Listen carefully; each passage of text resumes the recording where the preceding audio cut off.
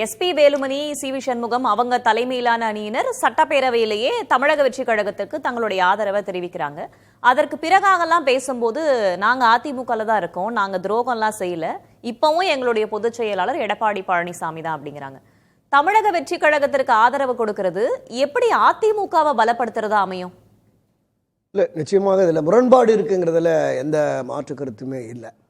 ஒட்டுமொத்தமாக தங்களுக்குள் இருக்கிற மனமாச்சரியங்கள், கருத்து வேறுபாடுகள் இவையெல்லாம் களைந்து விட்டு ஈகோவையும் ஒதுக்கி வச்சுட்டு 47 பேரும் ஒன்றாக அமர்ந்து பேசி இந்த தாவேகாவிற்கு ஒரு நிபந்தனையற்ற வெளியிலிருந்து ஆதரவு கொடுப்போம், மக்களால் தேர்ந்தெடுக்கப்பட்ட ஒரு ஜனநாயக ரீதியில் தேர்ந்தெடுக்கப்பட்ட ஒரு அரசாங்கத்திற்கு மக்கள் ஆதரவு அளித்திருக்கிறார்கள், நாம் 5 ஆண்டு அவர் ஆள விடுவோம், அப்புறம் அடுத்த தேர்தலில் பார்ப்போம், இடையில் ஏதாவது பிரச்சனைகள் இருந்தது அப்படின்னு சொன்னால் அந்த ஆதரவு ஒரு ஆண்டோ 2 ஆண்டோ 3 ஆண்டோ இருக்கிற பொழுது நாங்கள் எதிர்பார்த்த அளவுக்கு புரட்சித்தலைவர் எம்ஜிஆர், செல்வி அம்மா ஜெயலலிதா அவர்களுடைய வழியில் இந்த ஆட்சியில் இது மக்கள் விரோத ஆட்சியான்னு வந்தால் கட்சியை பலப்படுத்தலாம், மீண்டும் மக்கள்கிட்ட போகலாம், தொண்டர்களும் உற்சாகமாக களமாடுவார்கள்.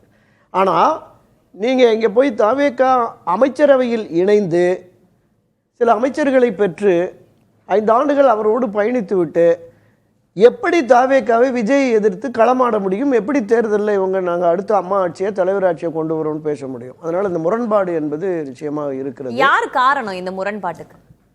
இல்லை, ஒவ்வொருவருக்குமே இந்த அண்ணா திராவிட முன்னேற்ற கழகத்தில் பயணிக்கிற முன்னணியினர் ஒவ்வொருவருக்கும் ஒரு அஜெண்டா இருக்குது. இதில் யார் இதை முன்னெடுத்தாங்க, எந்த தூண்டுதல், எங்கிருந்து இது வந்தது என்பதெல்லாம் நமக்கு போக போகத்தான் தெரியும். ஆனாலும் இது தவறு என்பதில் எந்த மாற்று கருத்துமே இல்லை. இன்றைக்கும் கூட தொடர்ந்து, அதாவது புரட்சித்தலைவர் எம்ஜிஆர் ஒரு 3 முறை ஆட்சி நடத்தினார், செல்வி ஜெயலலிதா அவர்கள் ஒரு 4 முறை ஆட்சி நடத்தினார், 7 முறை ஆட்சி கட்சியாக இருக்குது. 2014-17 திருமதி சசிகலா அவர்கள் இந்த ஆட்சியை திரு எடப்பாடி பழனிசாமிகிட்ட ஒப்படைக்கிறார். 2021 தோல்வி, 2026 தோல்வி. அப்போ இதுக்கு ஒரு தார்மீக பொறுப்பேற்று அவர் தன்னுடைய பதவியை ராஜினாமா செய்து மீண்டும் செயற்குழு பொதுக்குழுவை கூட்டி ஒரு ஆரோக்கியமான விவாதம் நடத்தி அதில் ஒரு குழு, ஒரு ஆலோசனை குழு, நம்ம இடதுசாரிகள் பொலிட் பீரோன்னு போடுவாங்கள்ல, அது மாதிரி திராவிட கட்சியில் ஒரு புதிய மாற்றமாக ஒரு பொலிட் பீரோ, பெரும்பாலும் எல்லா அரசியல் கட்சியிலையும் உயர்நிலைக்குள்ளே ஆட்சி மன்ற குழுன்னு இருக்கும். அப்படி மூத்தோர்கள், புரட்சித்தலைவர் எம்ஜிஆர் காலத்தில் பயணித்தவர்கள், செல்வி ஜெயலலிதா காலத்தில் பயணித்தவர்கள், எடப்பாடி பழனிசாமி காலத்தில் அவரோடு இருந்து பயணித்தவர்கள், அந்த மாதிரி ஆட்கள் வெளியில் போனவங்களையும் கூட அரவணைச்சு ஒரு குழு ஒன்றை போட்டு இதை ஒரு ஒரு ஒரு மறு கட்டுமானத்திற்கு, ஒரு மறு கட்டமைப்புக்கு அதிமுகவை கொண்டு வருவதற்கான முன்முயற்சியை எடுத்தால்தான் புரட்சித்தலைவர் எம்ஜிஆர் சொன்னார்ல 77 1000 ஆண்டுகளை கடந்தும் இந்த கழகம் நின்று நிலைத்திருக்கும் அப்படின்னு.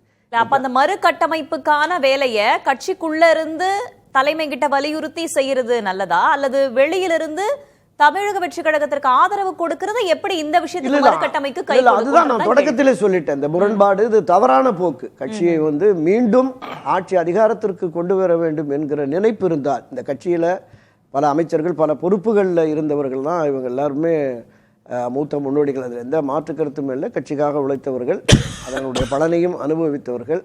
இதில் நீங்கள் குறிப்பிட்ட மாதிரி எல்லோரும் ஒன்றிணைந்து தான், நீங்கள் நான் தொடக்கத்தில் சொன்ன மாதிரி திரு எடப்பாடி பழனிசாமி அவர்கள் இந்த தேர்தல், இந்த தோல்விக்கு ஒரு தார்மீக பொறுப்பேற்று பண்ணணும். நீங்கள் 1980 சட்டமன்ற தேர்தலில் திராவிட முன்னேற்ற கழகம் தோல்வியுற்ற உடனே அதனுடைய தலைவர் திரு கருணாநிதியும் நாவல் நெடுஞ்செழியனும் ராஜினாமா பண்ணிட்டாங்க.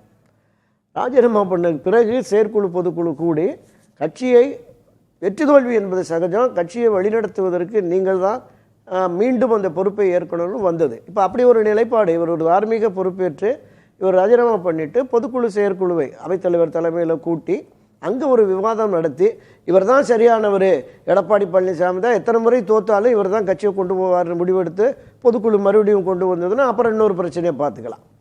ஆனால் அதை கூட செய்ய மறுத்து இந்த மாதிரியான ஒரு நிலைப்பாட்டை, என்ன சிக்கல்னு நினைக்கிறீங்க? ஏன் அந்த ஒரு விஷயத்தை முன்னெடுக்கிறது கூட எதை தடுக்குது? இல்லை, இவருடைய எடப்பாடி பழனிசாமியினுடைய சுயநலம் தான், நான் தான் கட்சி, யாரை எவ்வளவு பேரை போய் இவங்கெல்லாம் சொன்னாங்க நீக்க வேண்டாங்க விடுங்க. புரட்சித்தலைவர் எம்ஜிஆரும் செல்வி ஜெயலலிதாவும் தங்களுக்கு எதிரான நிலைப்பாடு கொண்டிருந்த அத்தனை பேரையுமே அரவணைத்து தான் கொண்டு போனாங்க. செல்வி ஜெயலலிதாவுக்கு எதிராக எவ்வளவு கடுமையான, அதாவது மிக மோசமான விமர்சனம் செய்த ராமவீரப்பன், காளிமுத்து, வளர்மதி போன்றவர்களாம் அரவணைத்து கட்சியில் உயர் பொறுப்புகளை, ஆட்சியில் பொறுப்புகளை எல்லாம் அமர்த்தி அழகு பார்த்தவர்கள். அந்த இருவரும் தலைவர்கள் மக்கள் செல்வாக்கு மிக்க, ஆளுமை மிக்க, 100% தொண்டர்களின் ஆதரவுடைய அந்த தலைவர்களே விட்டு கொடுத்து அரவணைத்து கட்சி முக்கியம், கட்சியின் வெற்றி முக்கியம் என்று களமாடினார்கள். ஆனால் திரு எடப்பாடி பழனிசாமி எத்தனை முறை தோல்வி அடைந்தாலும் கட்சி என்னிடம் தான் இருக்க வேண்டும், நான் தான் கட்சி அப்படிங்கிற மாதிரி ஒரு போக்கு இருக்குல்ல, இது சரியான போக்கு அல்ல.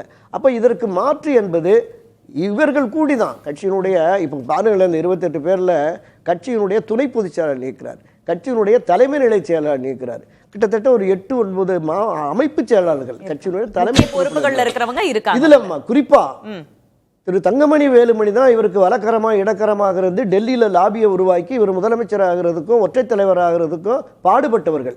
எடப்பாடி பழனிசாமிக்கு ஏற்பட்ட நெருக்கடியிலிருந்து, சட்ட நெருக்கடியிலிருந்து அவரை உயர்நீதிமன்றம், உச்ச நீதிமன்றம், தேர்தல் ஆணையம் சென்று காப்பாற்றியதில் சி வி சண்முகத்துக்கு முதன்மை பங்கு.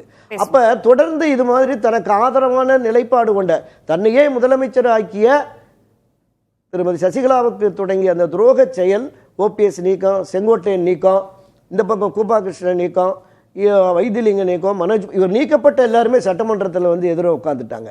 பேரவைத் தலைவராகவே திரு ஜேசிடி பிரபாகர் அண்ணார், மரியாதைக்குரிய சகோதரர் K C Palaniswami, JCD Prabhakar, Pugazhendhi ஒரு ஒருங்கிணைப்பு குழு போட்டு எல்லோரையும் சந்திச்சு பேசுகிறோம். நாங்கள் எங்க இந்த மாதிரி ஒரு குழு வருதே சந்திப்பீங்களான்னு கேட்டால், ரோட்டில் போகிறவங்க வரவங்கலாம் குழுன்னு வருவானா, சந்திக்கணுமா கேட்குறேன். அப்ப இது ஒரு தலைமை பண்புக்கு அழகு இல்லையில. இந்த போக்கு தான் இப்படி ஒரு நெருக்கடியில் அதிமுக கொண்டு வந்தது. 50% அளவிற்கு இருந்த வாக்கு வங்கியை 20% கொண்டு வந்து கட்சியை